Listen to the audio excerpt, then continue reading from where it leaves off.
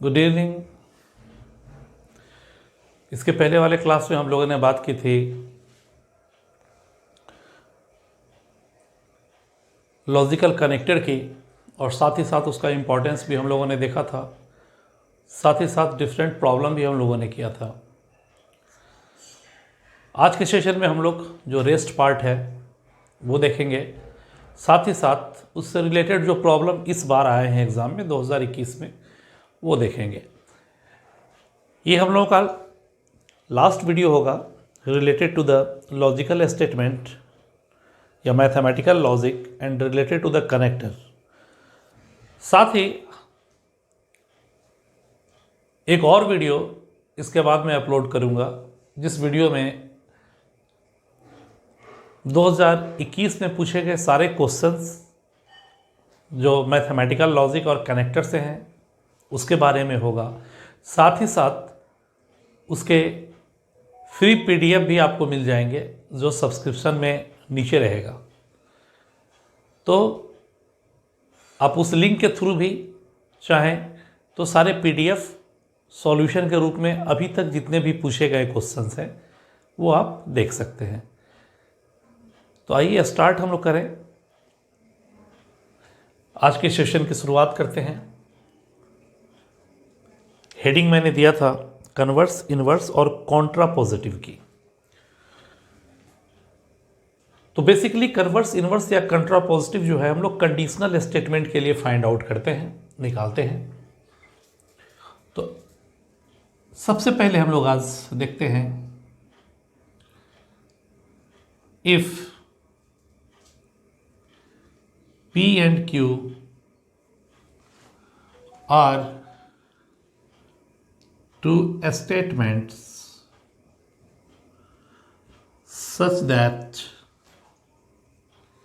if P then Q, conditional statement, if P then Q। तो सबसे पहली बात inverse,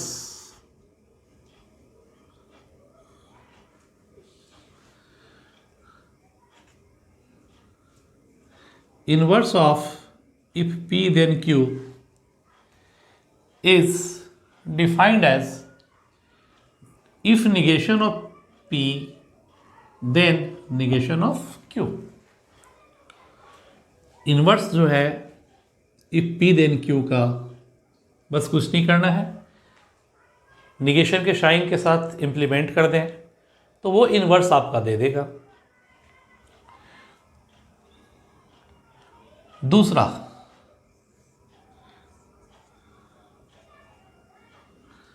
converse, converse of if P then Q is if Q then P। And the most important जो बहुतों बार अभी तक पूछा गया है आपके एग्जाम में वो है कॉन्ट्रापोजिटिव। तो कॉन्ट्रापोजिटिव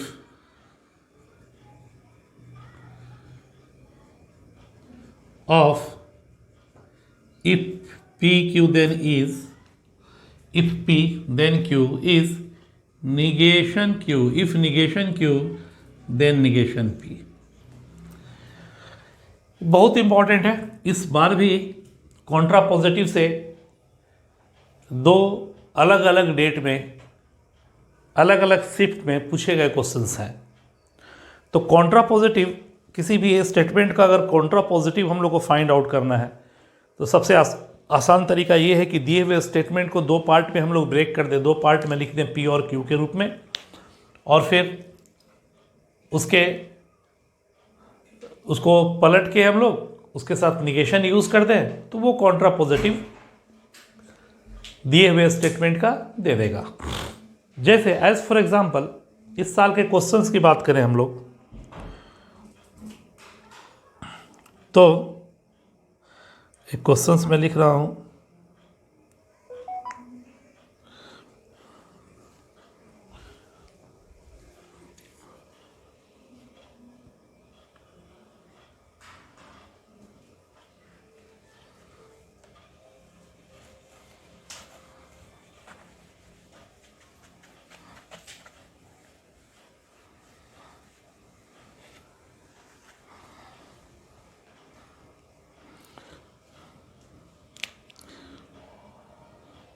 ये 25 के एग्ज़ाम में पूछा गया है।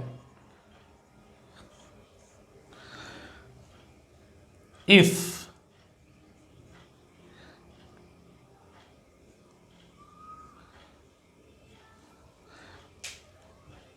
then which of following is contra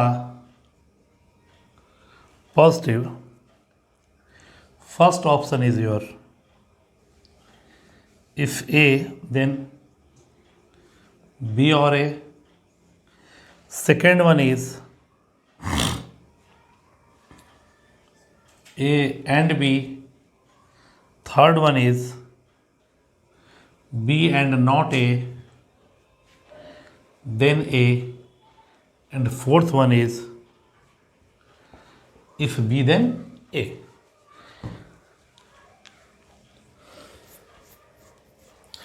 तो कॉन्ट्रापोजिटिव अभी हम लोगों ने देखा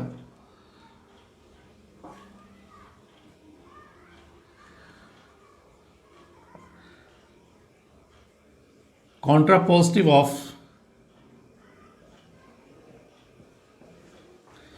if P then Q, अगर contrapositive P, if P then Q is a given statement, then its contrapositive is if not Q then not P. if P, ये अगर P है तो ये Q है, that is negation Q, not Q. Then not P.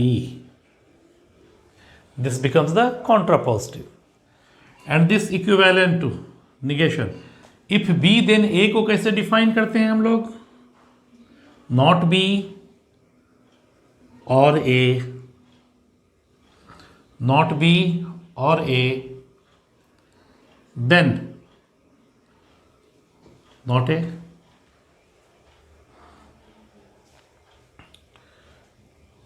Statement क्या आ गया? अगर negation इसका ले लें तो B and not A, then not A.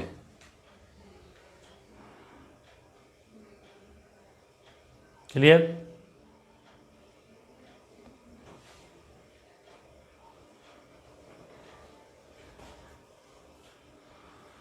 ठीक है।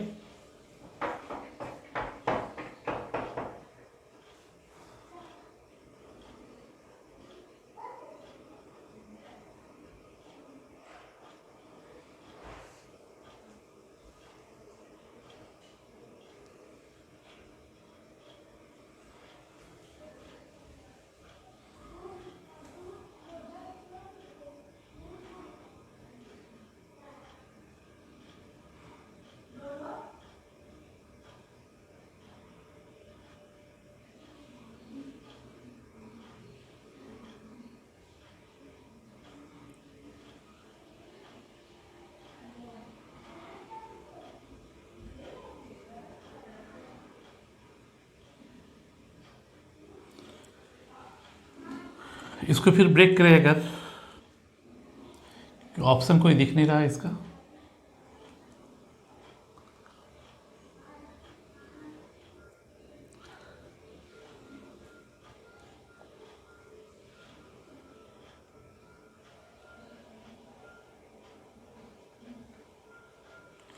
Not B then not A, इसको डिफाइन किया नॉट बी और A, B and negation A, then negation A. ठीक है,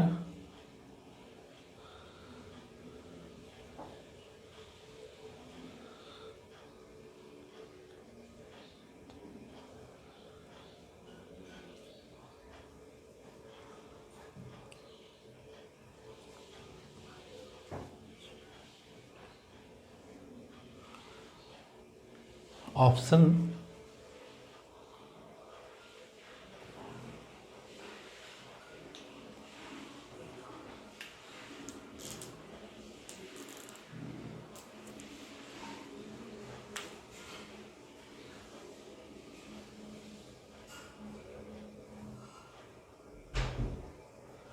कुछ ना कुछ गड़बड़ है, क्योंकि ऑप्शन जो है ये एग्जैक्टली नहीं है, यहाँ ये होना चाहिए था, तब उसके अनुसार ये ऑप्शन 3 हो सकता था, यानी कॉन्ट्रा पॉजिटिव। हो सकता है कुछ मिसिंग हो क्वेश्चंस में, बट कॉन्ट्रा पॉजिटिव की बात अगर कहें तो किसी भी दिए हुए स्टेटमेंट का जो भी वैल्यू है, उस वैल्यू का अगर हम लोग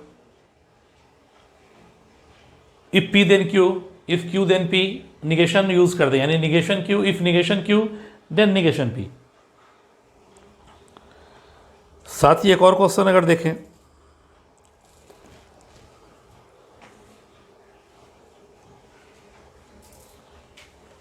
Contra positive pay he,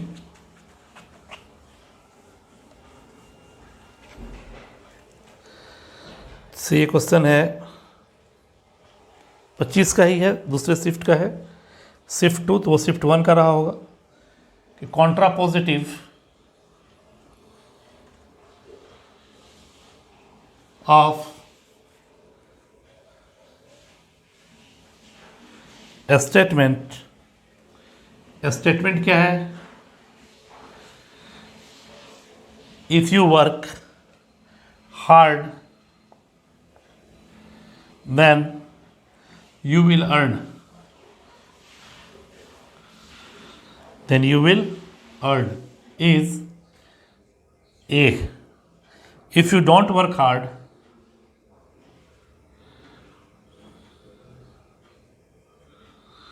if you don't work hard, you will earn B. If you will not earn,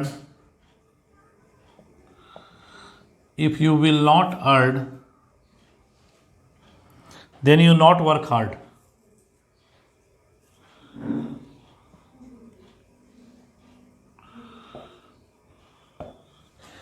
C is your, you will work hard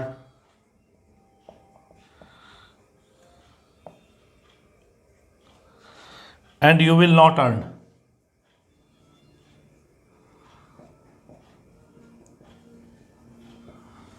And D is your, either you will work hard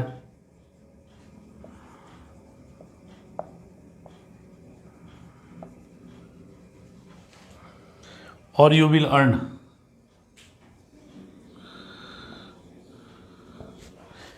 तो ध्यान दीजिए, अगर Contra positive चाहिए, if के बाद एक statement होता था, you work hard, if then say 2 different statement, यानी P अगर एक स्टेटमेंट है, यू वर्क हार्ड, और Q एक अनदर स्टेटमेंट है, यू विल अर्न। यानी ये लॉजिकल स्टेटमेंट जुड़ा हुआ है if P then Q, if you work hard then you will earn. इसका कॉन्ट्रा पॉजिटिव हमको चाहिए, contrapositive of,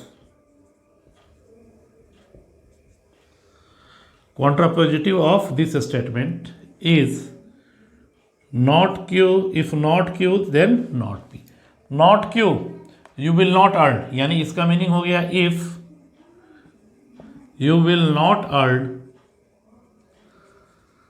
then not P, you not work hard।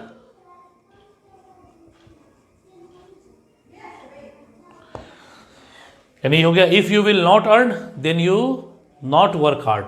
देख लीजिए कौन सा है, if you will not earn then you not work hard, that is option is B. यानी contrapositive आप स्टेटमेंट अगर दिया हुआ हो तो उस स्टेटमेंट से आप P और Q डिसाइड कर लीजिए, और P और Q डिसाइड करने के बाद negation Q, if negation Q then negation P will be the contrapositive of the given statement.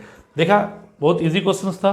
तो कॉन्ट्रा पॉजिटिव आप चाहे तो किसी का भी फाइंड आउट किया जा सकता है, किसी भी कंडीशनल स्टेटमेंट का, या तो कन्वर्स, इनवर्स या फिर कॉन्ट्रा पॉजिटिव।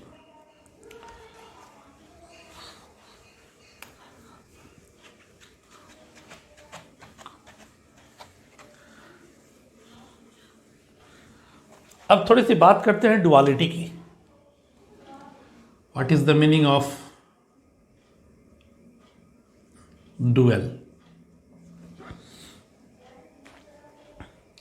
दो स्टेटमेंट अगर है S1 और S2, तो if S1 and S2 are two statement, then S1 and S2 are said to be dual of each other if, यानी S1 and S2 are dual of each other if one can be obtained by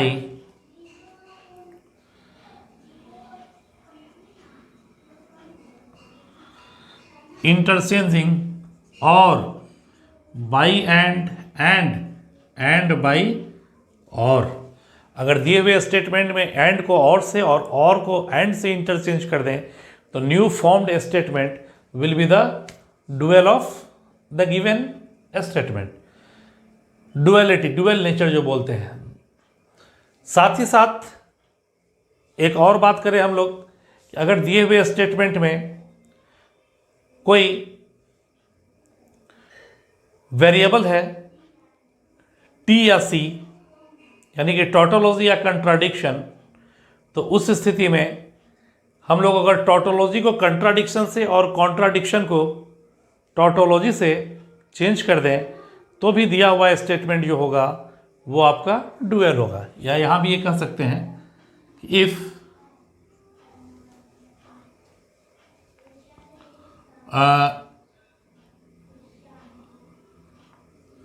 the variable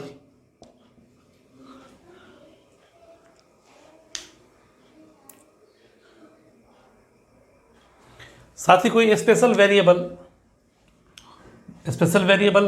tautology हो सकता है या contradiction हो सकता है, तो कहा जाए if the variable tautology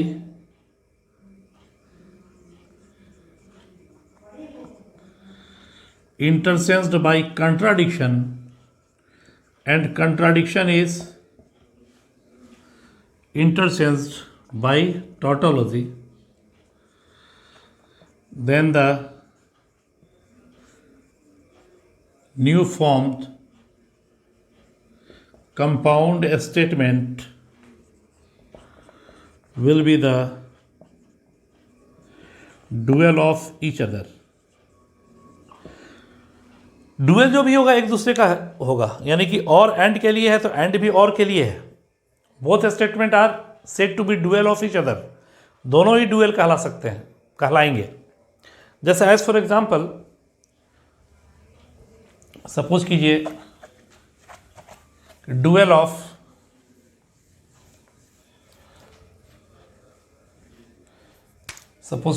dual